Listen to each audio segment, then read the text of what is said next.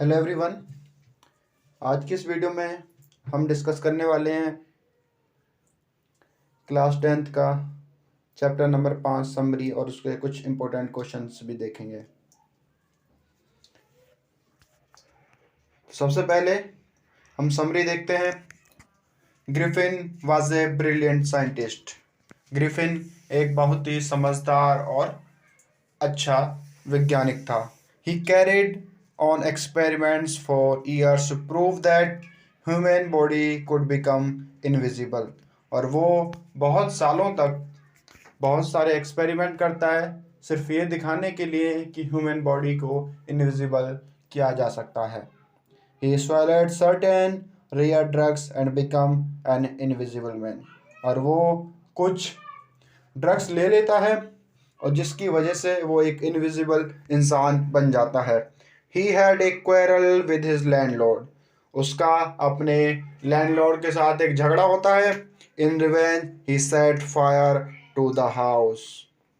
और बदले के लिए वो उस घर में आग लगा देता है। He removed his clothes become invisible. वो अपने कपड़े उतार देता है और इनविजिबल बन जाता है। And got away without being seen. और बिना देखे हुए वहां से गायब हो जाता है।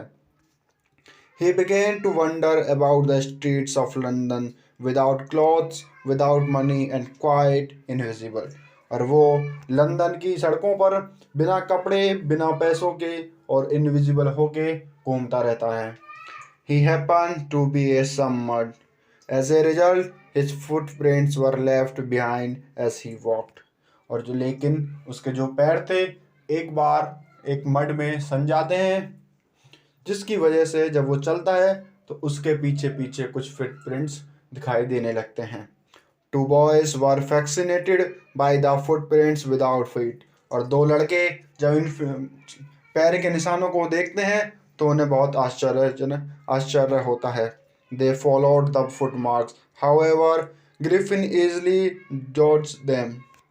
और वो दोनों लड़के उन पैरों के निशानों को फॉलो करते हैं, लेकिन जो ग्रिफिन है वो आसानी से उन्हें धोखा दे देता है। It was mid winter. ये सर्दियाँ थीं। The air was bitterly cold. हवा बहुत ही ठंडी थी।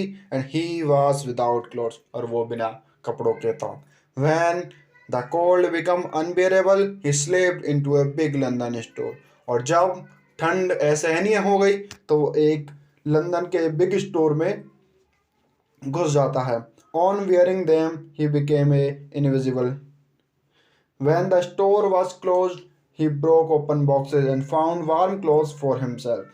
जब स्टोर बंद होता है तो वो वहाँ पे जो बॉक्सेस रखे होते हैं उन्हें तोड़ देता है और उसके अंदर उसे गर्म कपड़े मिल जाते हैं। On wearing them he became a visible person. और उन्हें पहनने के बाद वो एक विजिबल आदमी बन जाता है। He found cold meat and coffee in the kitchen.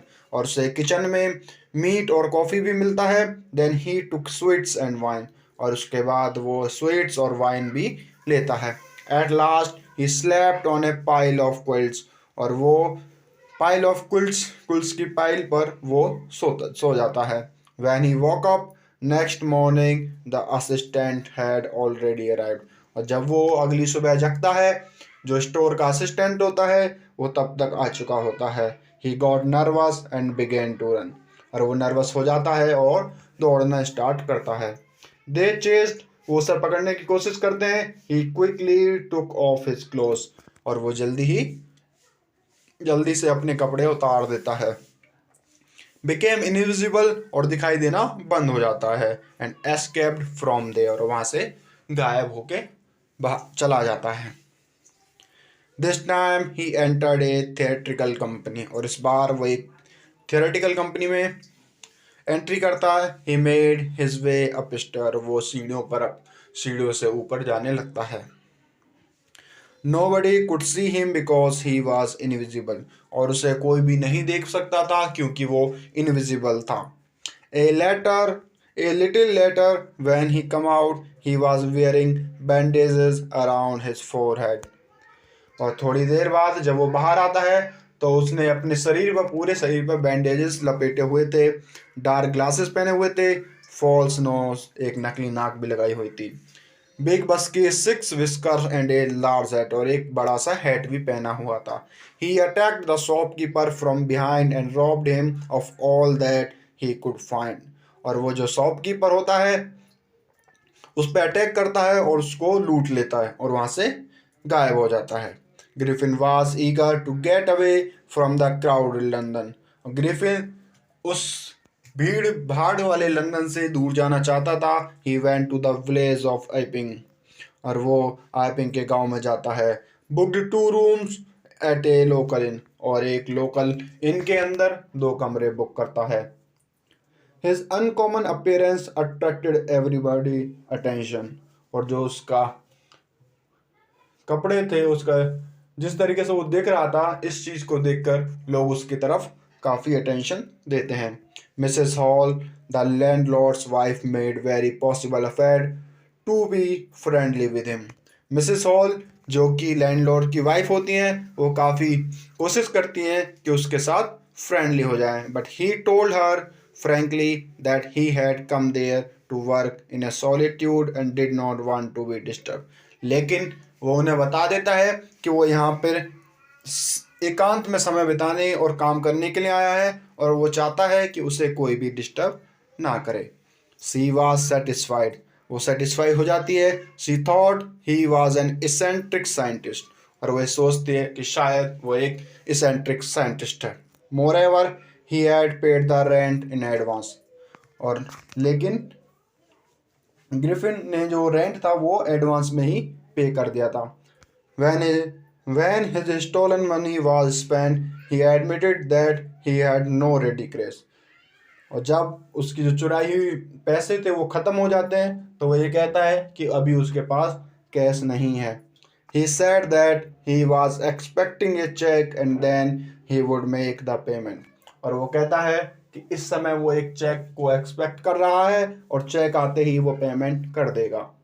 Thus he satisfied the landlord। इस तरीके से वो लैंडलॉर्ड को समझाने में कामयाब हो जाता है। Griffin took off his clothes and become invisible। Griffin अपने कपड़े उतार देता है और इनविजिबल हो जाता है। He entered the clergyman home with an intention of steal money from there। वो क्लर्जीमैन के घर में घुसता है और उसकी इंटेंशन होती है कि वह वहाँ से पैसे चुराएगा। The clergyman and his wife woke up when they hear noises in the study room. और जो क्लर्जीमैन और उसकी बीवी होती है, वाइफ होती है, वो जग जाते हैं जब वो देखते हैं कि उनके स्टडी रूम से कुछ आवाज़ें आ रही हैं। The clergyman enter the room with A poker in his hand. जो क्लर्जीमैन होता है वो रूम में एंटर करता है और उसके हाथ में एक पोकर होता है। To his surprise the room appear to be empty. लेकिन वो देखता है कि जो रूम है वो खाली है। He and his wife search everywhere. और वो और उसकी वाइफ हर तरफ उसको सर्च करते हैं, but there was no trace of the burglar. और लेकिन वहां पर कोई भी चोर का निशान नहीं था। Yet the desk had been open and the money had been stolen. लेकिन जो डेस्क थी वो खुली हुई थी और वहां से पैसे भी गायब थे। That morning the landlord and his wife got up early. और उस सुबह जो लैंडलॉर्ड उसकी वाइफ होते हैं वो जल्दी उठ जाते हैं। They were surprise to find the scientist door wide open. और वो ये देख के काफ़ी सरप्राइज होते हैं कि जो साइंटिस्ट के कमरे का दरवाज़ा है वो काफ़ी खुला हुआ है। Because it was usually shut and lock. क्योंकि ये हमेशा बंद और लॉक रहता था। He did not allow anybody to enter his room. और वो किसी को भी अलाउ नहीं करता था कि कोई भी उसके कमरे में एंटर करे। They enter the room, the scientist was missing. जब वो कमरे में घुसते हैं तो वो पाते हैं वहाँ कोई भी साइंटिस्ट नहीं है। The clothes and bandages that he always war were lying in the room. जो कपड़े और बैंडेजेस वो पहनता था वो कमरे में पड़े हुए थे। इन the mean time the invisible scientist enter the room. और इसी समय जो इनविजिबल साइंटिस्ट होता है वो रूम में एंटर करता है। He attack Mrs Hall with the bedroom chair. और वो मिसेस हॉल को बेडरूम चेयर से अटैक करता है। She and her husband left the room in terror. और वो और उसके जो हस्बैंड था मिस्टर हॉल, वो डर की वजह से वहाँ से चले जाते हैं। Mrs Hall was convince that the room was haunted by spirits. और जो मिसेस हॉल हैं वो ये मानने लगती हैं कि जो कमरा है वो आत्माओं से, स्पिरिट से हंटेड है। She held the strange scientist responsible for that. और वो जो अजीब साइंटिस्ट होता है उसको इसका जिम्मेदार मानती है। The neighbours felt that the trouble was caused by witchcraft. और जो नेबर होते हैं वो सोचते हैं कि जो भी परेशानी हुई है वो विचक्राफ्ट की वजह से हुई है। When they came to know of the burglary as the clergyman home, they suspected the strange scientist. जब उन्हें पता चलता है बर्गलरी के यहाँ पर चोरी के बारे में है तो वो उस स्ट्रेंज साइंटिस्ट को ही चोर मानने लगते हैं, उस पर शक करने लगते हैं। Their suspicion was strengthened when he suddenly produced some ready case. और जो उनका जो सस्पिशियन था वो और भी ज़्यादा मजबूत होता है जब साइंटिस्ट सडनली एक रेडी केस उनको देने लगता है। Only a day before he had admitted that he had no money. क्योंकि एक ही दिन पहले उसने बोला था कि उसके पास कोई भी पैसे नहीं हैं। They secretly send for the village constable. और वो सीक्रेटली विलेज कांस्टेबल को बुलावा भेजते हैं। When Mrs Hall saw the scientist emerging from his empty room, she demanded explanation. जब मिसेस हॉल देखती हैं कि जो साइंटिस्ट है वो अपने रूम में से आ रहा है तो वो उससे एक्सप्लेनेशन मांगती हैं। The scientist become furious. लेकिन जो साइंटिस्ट होता है वो घबरा जाता है। He threw off his bandages whiskers spectacles and false nose. और वो अपने बैंडेज, चश्मे और नकली नाक को उतार फेंकता है। The space above his shoulder was now empty. और जो उसके कंधे से ऊपर का जो विभाग था वो अब खाली हो जाता है। The people in the bar were horrified to see a headless man. और जो बार में लोग होते हैं वो एक बिना सिर के आदमी को देखकर काफ़ी डर जाते हैं। In the meantime Mr Jeffers the constable arrived there. और उसी समय एक जो कि कांस्टेबल होता है गांव का, जिनका नाम होता है मिस्टर जेफर्स, वो वहाँ पहुँच जाते हैं। He was surprised to find that he had to arrest a headless man. और वो उन्हें काफ़ी आश्चर्य होता है कि आज वो एक ऐसे इंसान को अरेस्ट करने वाले हैं जिसके पास सर ही नहीं है।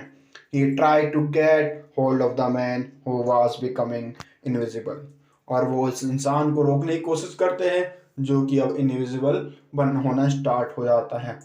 The constable was struggling with someone whom he could not see at all. जो कांस्टेबल होता है अब वो एक ऐसे इंसान के साथ स्ट्रगल कर रहा है जिसे वो देख नहीं सकता। Some people who tried to assist him also received blows from the invisible scientist. और जो कुछ लोगों ने उस कांस्टेबल की मदद करने की कोशिश भी करी, उन्हें इनविजिबल साइंटिस्ट की तरफ से ब्लोज देखने को भी मिले। Their constable was knocked unconscious. और जो कांस्टेबल होता है उसे वो नॉकआउट हो जाता है, वो बेहोश हो जाता है। Griffin had shaken himself free. Griffin अपने आप को छुड़ा लेता है। In the nervousness people tried to hold him. और नर्वसनेस में लोग उसे पकड़ने की कोशिश करते हैं, but they did not know from where to catch him. लेकिन उन्हें ये नहीं पता होता है कि वो इसे कहाँ से पकड़ें।